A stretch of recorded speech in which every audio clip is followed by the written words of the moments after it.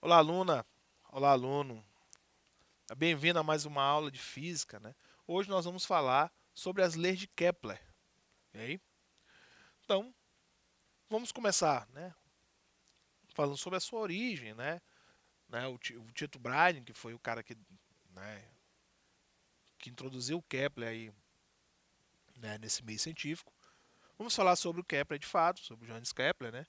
E vamos falar sobre as suas leis, né? Primeira, segunda e a terceira lei de Kepler, ok? Então vamos lá. O Tito Browning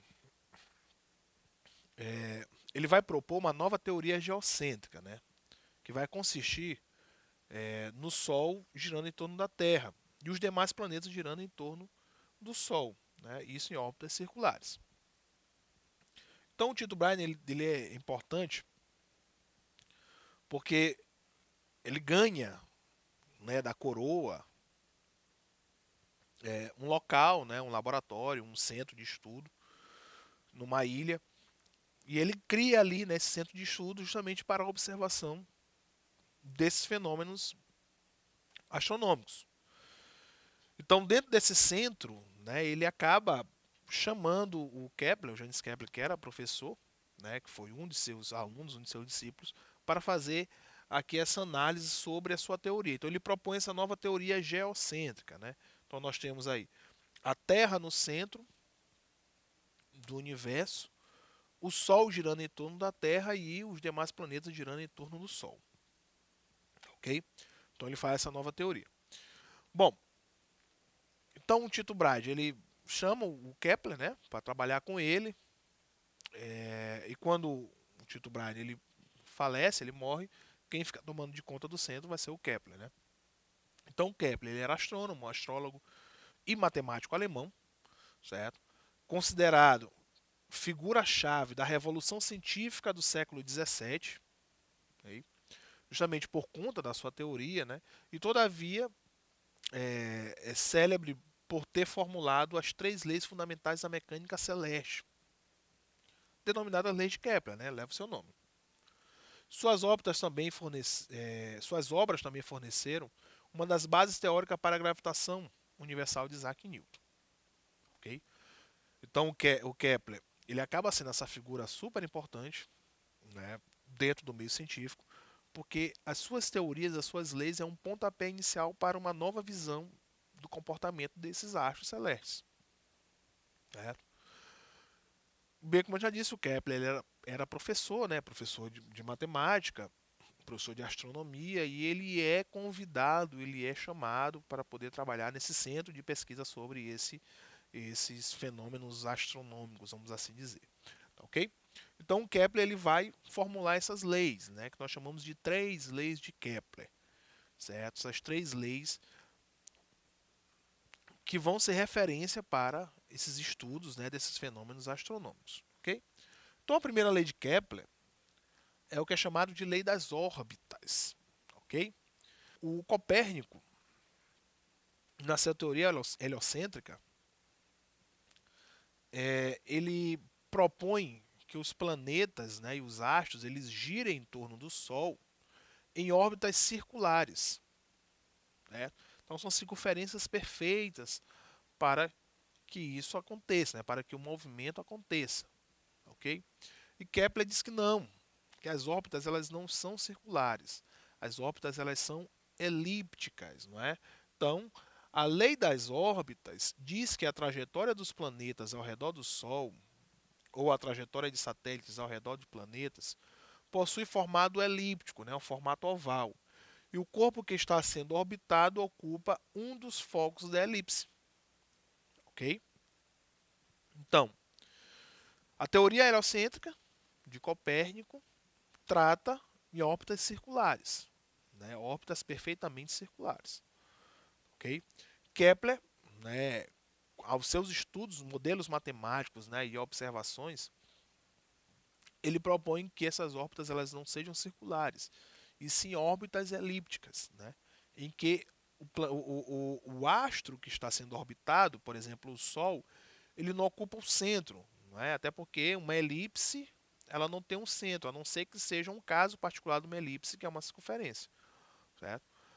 Então nós chamamos ali de focos, né? Então o Sol ele ocupa um dos focos aí dessa elipse, certo? E isso é o que Jonas Kepler, né, propôs aí nas suas leis das órbitas. Então nós temos aqui algumas observações. A primeira observação, né, é quando a lei de Kepler diz que a primeira lei de Kepler não exclui a possibilidade de trajetórias circulares, né?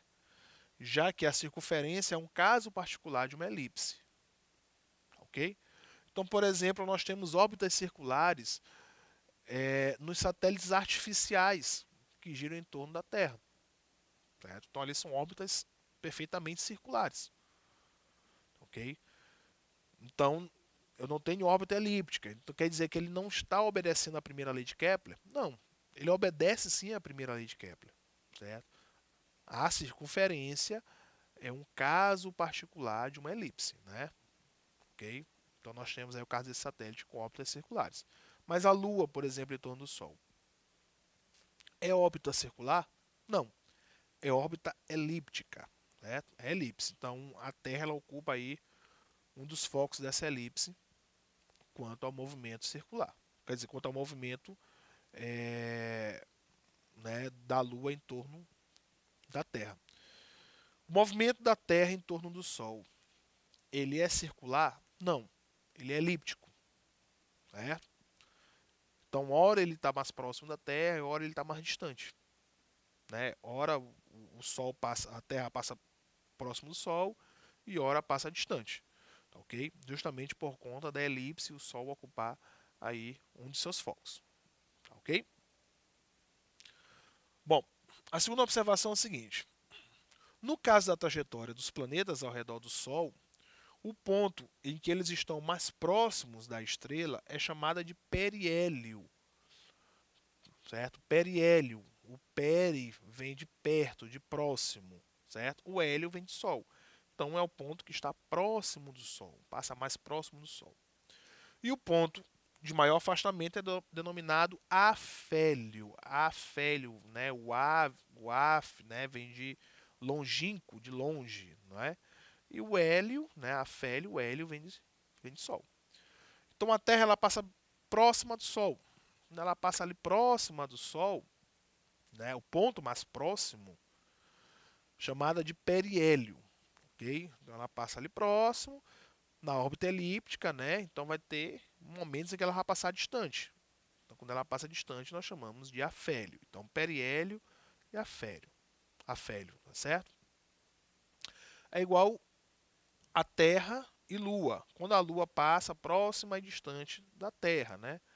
Nós chamamos de apogeu e perigeu, né? Então próxima e distante, apogeu, né, e perigeu, né? Certo? O perigeu é próximo e o apogeu é distante. Tá ok? Então nós temos a mesma relação Terra e Sol, nós temos também Terra e Lua, certo? Hora passa mais distante, de hora passa mais próximo, tá ok? Lembrando que a órbita, né? A órbita da Terra em torno do Sol ali é 365 dias e 6 horas, né? Um ano.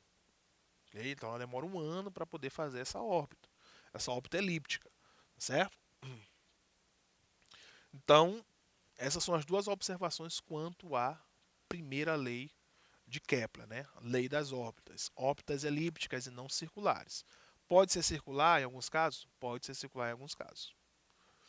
Bom, quanto à segunda lei, chamado de lei das áreas, ok? Então a segunda lei diz o seguinte: a segunda lei diz que a linha que liga o centro do Sol ao centro dos planetas varre áreas iguais em intervalo de tempos iguais. Portanto, podemos entender que a taxa de variação da área em função do tempo é constante para todos os planetas. Bom, então nós temos o seguinte: lá no periélio, né, se nós pegarmos dois pontos e tirarmos a área, né, desses dois pontos ali, e tirarmos uma área, né, semelhante lá no afélio, né, no periélio, no afélio, certo? Essas áreas elas terão ali alguma concordância, certo? Se eu pegar áreas iguais, nós teremos alguns efeitos aí, né, quanto ao tempo em que vai acontecer, né, para poder varrer aí essas áreas, e quanto à velocidade também que esses astros eles vão exercer para varrer essas áreas, tá ok? Então, a lei das áreas vai falar justamente isso. Então, é o seguinte, ó, a segunda lei só é possível se as velocidades de translação dos planetas forem variáveis, certo? Devendo ser maiores na região do periélio, né, e menores na região do afélio. Então é o seguinte, nós temos áreas iguais, né, as áreas que varrem são iguais, certo? Nós temos aí também tempo para que isso aconteça, o intervalo de tempo também seja ali igual, certo? O que vai mudar? O que vai mudar vai ser a velocidade com que ele vai varrer esses espaços, tá ok? Então, a velocidade no periélio ela é maior, porque está mais próximo do Sol, tem uma influência maior da gravidade do Sol, certo? Fazendo com que este corpo, né, no caso o planeta, ele exerça ali uma velocidade maior, ok? Só lembrar da aula passada, que nós falamos do planeta Marte, por exemplo, né, e do planeta Mercúrio, né? O Marte tem a coloração vermelha e tal, faz alusão ao deus, né, da morte, né, ao deus da guerra. Já Mercúrio, né, ele faz alusão ao deus Hermes, que é o mais rápido, ok? Então, o pessoal da civilização antiga que observava o céu, eles faziam essa alusão aos deuses, mas eles já conheciam uma diferença quanto à velocidade com que esses astros errantes eles se moviam. Certo? Mercúrio era chamado lá, fazer essa alusão ao deus Hermes, justamente por conta da velocidade que ele exercia em torno, né, ali no seu movimento. Não sabia o que era em torno do Sol, mas quanto ao seu movimento. Então, Mercúrio, por ser o planeta mais próximo do Sol, ele, né, tem uma influência maior, né, quanto à gravidade e ele consegue se mover mais rapidamente. Tá ok? Porque ele está mais próximo. Então, fazendo essa comparação quanto ao movimento da Terra, quando a Terra passa mais próximo também ali do Sol, ela vai exercer uma velocidade maior. Ok? E quando ela está mais distante, está ali no afélio, né, a influência é menor, logicamente que ela vai exercer ali também uma velocidade menor. Então ela é mais rápida no periélio e mais devagar no afélio. Certo? Ela se move mais rapidamente próximo do Sol e mais lentamente distante do Sol. Não é uma diferença muito grande. Okay? Aqui no nosso referenciais da Terra, não é uma diferença muito grande. Mas para o movimento, né, para a organização desse movimento, essa diferença ela é considerável. Ok? Bom, então há essa diferença entre eles. Já a terceira lei, certo? A terceira lei é chamada de lei dos períodos. Ok? Em sua terceira lei, Kepler diz que o quadrado do período de revolução, que é o T, dos planetas, é diretamente proporcional ao cubo dos raios do raio médio, né, de suas órbitas. Né? Então, sendo assim, o T ao quadrado dividido pelo cubo, né, que é o R ao cubo, vai ser igual a essa constante, uma constante. No caso, essa constante em questão vai depender da constante de gravitação universal e da massa do corpo que está sendo orbitado. Certo? No caso do sistema solar, utilizando o período de revolução dos planetas em anos terrestres e o raio médio das órbitas em unidades astronômicas, certo? Então nós fazemos sempre referência aos anos terrestres, tá ok? Para poder a gente definir essas órbitas.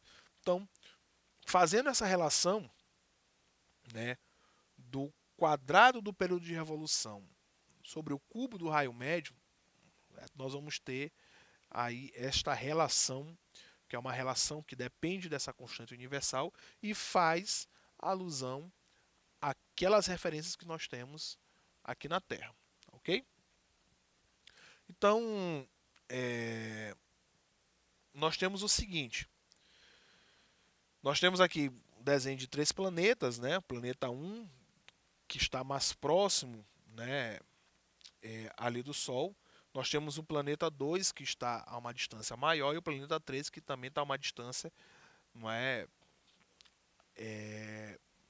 também diferente dos outros dois. O que é que vai acontecer? Aquele planeta que está mais próximo do Sol, por ele exercer também uma velocidade maior, numa órbita menor, nós temos um raio médio menor, ele vai conseguir fazer esse movimento de revolução, né, que nós chamamos de movimento de translação, em um tempo menor. Ok? E aquele que está mais distante vai fazer um tempo maior. Ok? Então, bem simples. A consequência da terceira lei vai ser isso. Quem está mais próximo gira mais rapidamente em torno do Sol e quem está mais distante vai girar mais lentamente em torno do Sol, né? Fazendo referência ao Sol. Ok? Então isso é que diz aqui a lei dos períodos. E aqui nós temos aqui alguns exemplos. Ok? Mercúrio, o raio médio, né, em unidades astronômicas, é o 0,387. Lembrando que a referência que nós temos é a Terra, então a Terra, né, o raio médio do movimento da Terra vai ser 1. Ok? Então percebam que é menor do que o da Terra, né? E o período em anos terrestres. A Terra demora 1 ano, né, para fazer o movimento. Então, Mercúrio demora ali 0,241 anos. Certo? Então, é um valor, né, muito pequeno em relação a 1 ano. Né? Então, 1 ano é 1. Então, ele faz 0,241. Ok?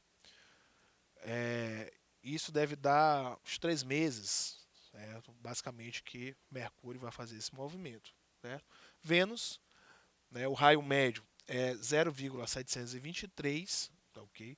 E ele demora aí 0,615 anos, né? Anos, 0,615 anos, tá ok? Então, é maior do que o de Mercúrio, porém é menor do que o da Terra, né? Ok? A Terra é a nossa referência, tudo vai ser igual a 1, né? O raio médio vai ser igual a 1, o tempo em que ele vai fazer vai ser 1 ano, entendeu? Então a Terra é a nossa referência. Já Marte, ó, o raio médio é 1,5, né?